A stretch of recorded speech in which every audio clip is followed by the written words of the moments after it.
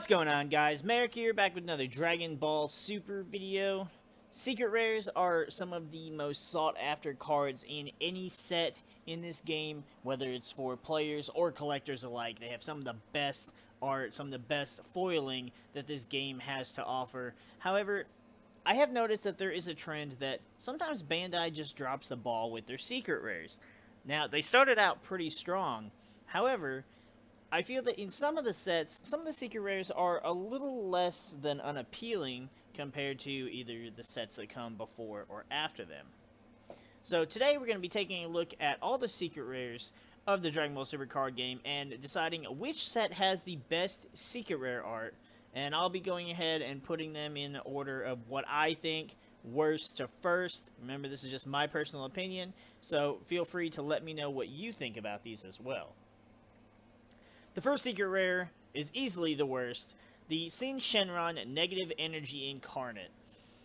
It's not even a secret rare from a set. It's like a promo secret rare that you got for, what, the at-home play kits or whatever the hell they were for.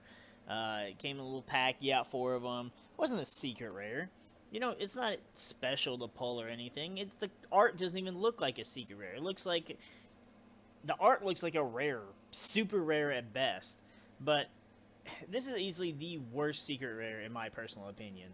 The card itself is fine. You know, it's easy to play, got decent abilities, it's pretty powerful, but as a card and as, you know, one of the highest rarities for this game, the art department is seriously lacking.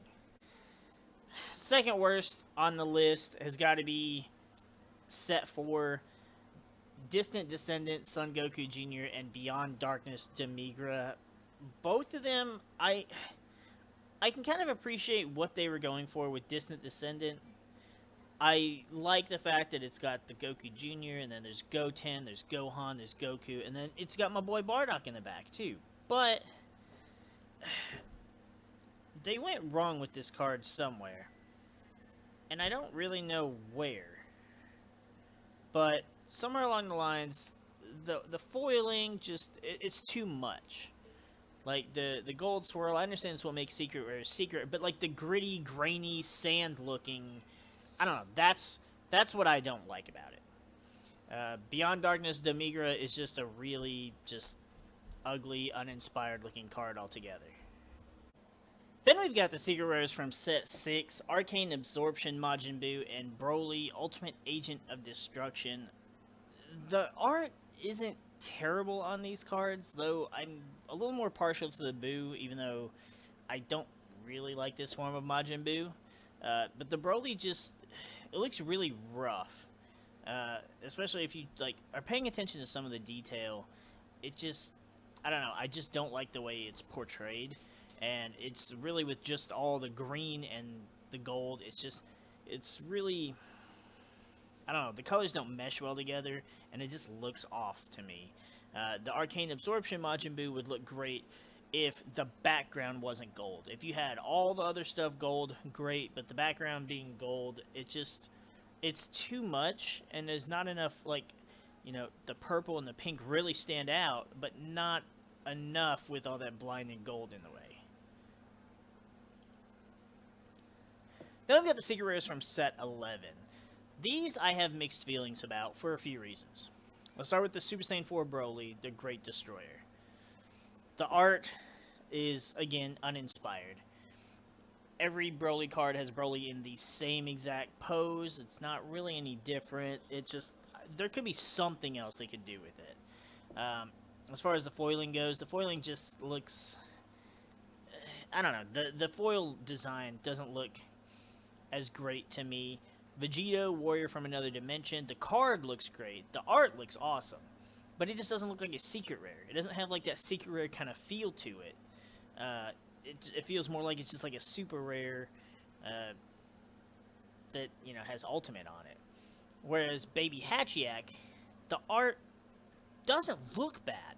The colors are just vibrant. You've got the gold, he's got some of the red, you got the purple, you got the lavender for, you know, baby's head in the background. Color-wise, the card looks fantastic. but the art just it lends more towards like an SPR card than it does a secret rare card. Then there's Miraculous Fighter Super Saiyan 3 Gogeta. This one's lower on the list for me for the same reasons that the set 6 secret rares are lower on the list. It's so much overwhelming gold, and like even the white for his pants are gold. The skin is gold. There's not really any other color to this card, and to me, I feel like that takes away from the art. Now, I don't have a picture of it here, but if you guys have seen the European version, the way the foiling works is it has much more of a like almost kind of like a rainbow color spectrum depending on how you angle the card, and which to me it looks pretty cool, especially for Gogeta because Gogeta had the little Stardust whatever that he used against Janemba, and so it fits the character, but it also seemed to kind of fit the artwork better. Here, the artwork is just really hard to see, it's hard to focus on, and therefore it depreciates from the visual appeal. Coming in ninth place is Son Goku, the Awakened Power from the Tournament of Power set. This is the most sought after and easily the most expensive secret rare. Also, not just because of its playability, but because of its rarity, being one of the first secret rares and being probably the hardest to get because Tournament of Power ran out of print long ago, and this is just, it's such a hard set to find, and if you do, it's not going to be for a cheap price. The card itself is great. The art to me just feels it's lacking. It's missing something. It's bland. I don't know. Ultra Instinct Goku was cool. It was a neat addition, but this art just doesn't do the form justice in my opinion. Coming in at number 8, we've got Clash of Fates Frieza Army Reborn. Now this card has a lot going on with the art, but I do like one, the Frieza just standing there, the finger up, kind of like, hold up now. I got 2 new friends to back me up. And granted, you know, Paragus, we don't even know what Paragus could have done. If he was even... Hell, Paragus could have been weaker than damn Raditz was when Raditz came to Earth, or Nappa. We don't know. Because, you know, Frieza murders him. Broly, on the other hand, we know that Broly's the bouncer that he brought to kick everybody's ass the fuck out. And it just, the art has kind of that imposing feeling to it. It just still doesn't quite feel so much like a secret rare. Just, the art is great, but it feels more like an SPR, I suppose.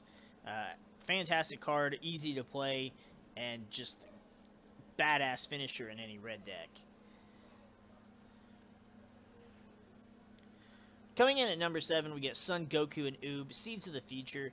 I actually really like the art on this card. It's one of the cheaper, if not probably the cheapest secret rare besides the shitty Sin Shenron. But it's a decent card. It plays pretty well if you're playing World Tournament. Granted, because of severe lack of support for it, there haven't really been any reasons to play World Tournament, and even then, unless you want to play blue support to play Oob, the only leaders really worth playing are Announcer, which limits you to World Tournament cards, and then Hercule, which, I mean, Hercule's not bad. Hercule stayed very relevant for a while, but I feel like now he just can't keep up. So there's not really any way to take advantage of this card, but the art itself looks really cool. You got all the Dragon Balls around there, and it's a really cool homage to that very last episode of Dragon Ball Z. Coming in at number 6, we've got the Secret Rares for Set 8. These are higher up on the list than I expected, but lower than people probably would expect. The Super Saiyan 4 Vegeta looks great. Having the Great Ape over on the side there looks fantastic, which is the reason, pretty much the only thing I like about the Baby Janemba card, and that's kind of why it hurt this set a little bit. I don't like Baby Janemba, first of all. I just don't. Baby Vegeta, sure. Baby Janemba, no. But it having Baby's face over on the side, just like the Great Ape did, was a really cool addition, and to me, that kind of saves it, but not enough. The negative Dragon Balls are really cool. First of all, it was our first uh, non-battle card secret rare, so that's really cool. And not that it was a terrible card, it's a pretty decent card, but at the same time, it wasn't super impactful enough to stay relevant. But the art itself is really cool, and to see one in person, the purple and the dark blue just looks really cool together.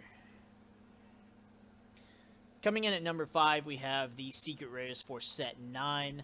Obviously, the best one of these is easily Son Goku and Vegeta, the apex of power. Just the colors, the bright blue that radiates off of it.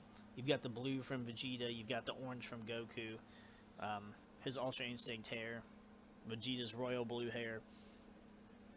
Fantastic, fantastic art. Easily one of the best secret rares in my opinion.